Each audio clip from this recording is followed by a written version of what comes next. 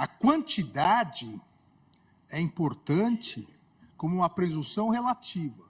Aquela quantidade sem nenhum outro elemento não pode, uma pequena quantidade, uma quantidade razoável, sem nenhum outro elemento, não pode levar à constatação de que é tráfico só por essa pequena quantidade. A fixação, e isso vale para inúmeros países, a fixação é como um elemento importantíssimo, mas uma presunção relativa.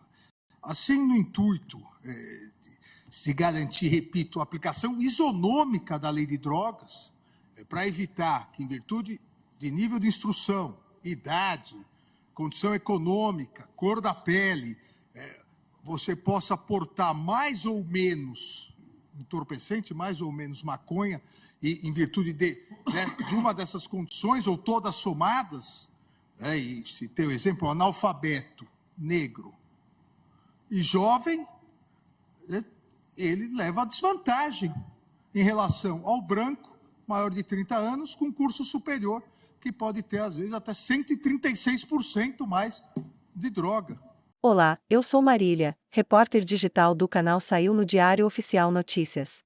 Se inscreva e ative o sino para receber notícias diárias sobre os principais acontecimentos da política brasileira, como, por exemplo, decretos presidenciais, decisões do STJ e STF e muito mais.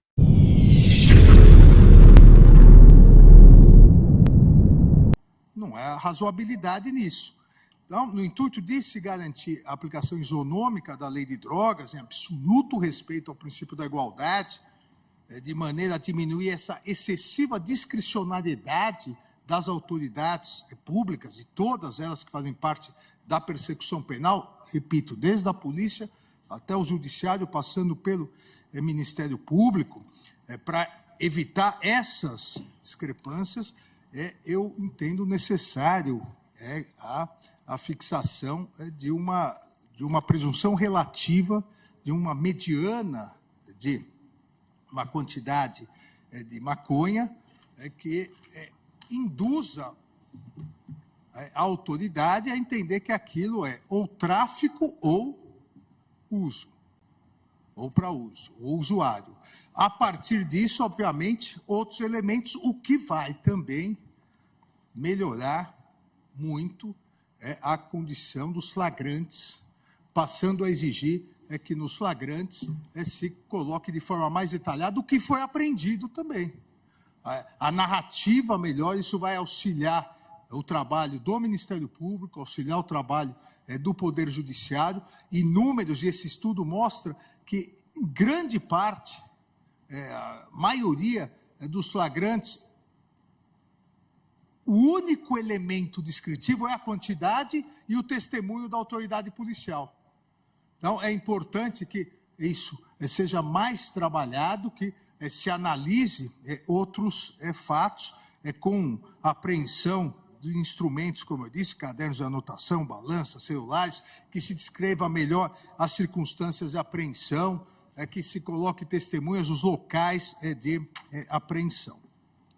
Dentro dessa ideia, presidente, e dentro desses requisitos de isonomia e razoabilidade, a fim de balancear melhor a questão da inversão do ônus da prova, para que o usuário não seja sempre considerado um traficante, mas também se tomar cuidado com a impunidade, para que o traficante não se aproveite disso, a premissa inicial é a fixação realmente de uma faixa ou uma quantidade de droga como uma presunção relativa. Dessa forma, presidente, eu indicaria, para que pudéssemos refletir e discutir, a fixação da seguinte tese.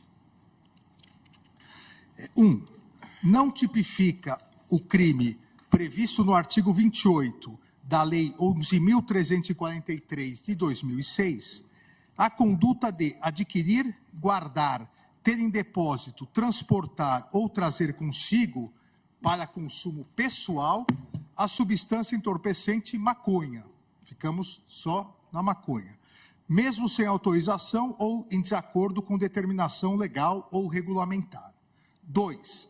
Nos termos do parágrafo 2º do artigo 28 da Lei 11.343 de 2006, será presumido usuário aquele que adquirir, guardar, tiver em depósito, transportar ou trazer consigo de 25 a 60 gramas de maconha ou 6 plantas fêmeas.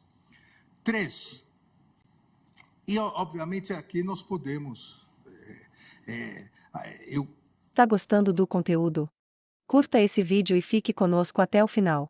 De 25 a 60 é o que o estudo traz. Mais isonomia ou mais razoabilidade. Então, dentro disso, é possível uma análise melhor.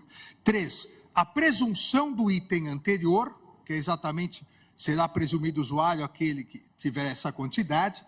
A presunção do item anterior é relativa, não estando a autoridade policial e seus agentes impedidos de realizar a prisão em flagrante por tráfico de drogas, mesmo quando a quantidade de maconha for inferior à prevista no item 2, desde que, de maneira fundamentada, comprove a presença de outros critérios caracterizadores do tráfico de entorpecentes.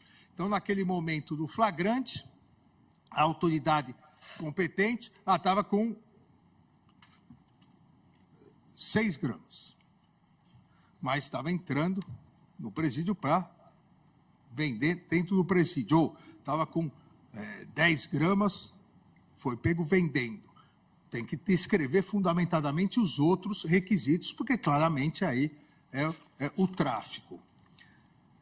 Nas hipóteses, 4, nas hipóteses de prisão em flagrante por quantidades inferiores a fixadas no item 2, para afastar a presunção relativa, e aqui, presidente, algo que não havia no momento do voto dos eminentes ministros, não havia ainda audiência de custódia. Tanto que o ministro relator, o ministro Gilmar, coloca como uma previsão que deveria ser apresentado imediatamente ao juiz.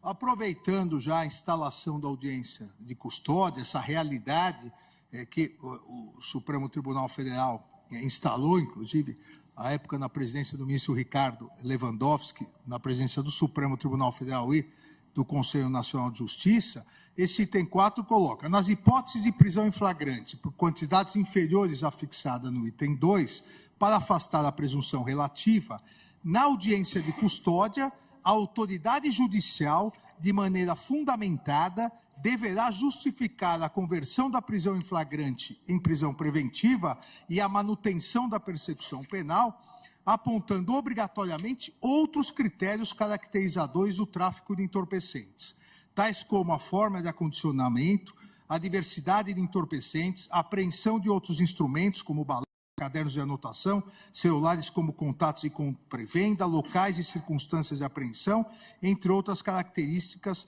que possam auxiliar na tipificação do tráfico. Ou seja, fora daquela presunção, quantidades inferiores, além da autoridade policial no flagrante ter que estabelecer, o juiz na audiência de custódia, para manter a prisão, convertendo em preventiva e manter a possibilidade do inquérito, a persecução penal, ele deve justificar. Se chegou a autoridade policial flagrante sem nenhuma justificativa, só com a quantidade, o juiz aí estará obrigado, na audiência de custódia, estará obrigado a trancar imediatamente essa possibilidade de persecução penal. Ou seja, nós podemos dividir essa responsabilidade que é importante, a polícia no primeiro momento, mas na audiência de custódia, o juiz também deve analisar se outros requisitos realmente afastam aquela presunção relativa. Eu incluo um item 5, nas hipóteses de prisão em flagrante por quantidades superiores a 25, nas hipóteses de prisão em flagrante por quantidades superiores a fixadas no item 2, na audiência de custódia, a autoridade judicial deverá permitir ao suspeito a comprovação de tratar-se de usuário.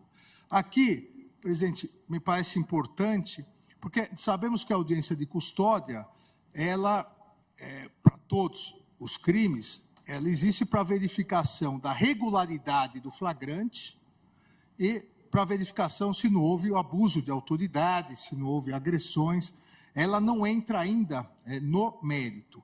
Nesse caso, como há uma presunção, da mesma forma que no caso de uma quantidade menor do que a prevista, o juiz deve fundamentar para manter a prisão, numa quantidade maior do que a prevista e, consequentemente, o tráfico deve dar possibilidade, mesmo que seja uma cognição inicial, mas uma possibilidade do suspeito comprovar ou apontar elementos de prova que demonstrem que dele se trata de usuário. Nesse caso, a audiência de custódia teria um plus, no caso do tráfico. Me parece que assim nós conseguimos equilibrar tanto a inversão do ônus da prova, quanto impedir o aumento da criminalidade e da impunidade. Então, essa tese que proponho para reflexão e discussão de todos. Que bom que você ficou aqui até o final. Nossos vídeos vão ao ar de segunda a sexta às 19 horas. Compartilhe esse vídeo para que mais pessoas saibam o que está acontecendo em nosso país. Vejo você no próximo vídeo.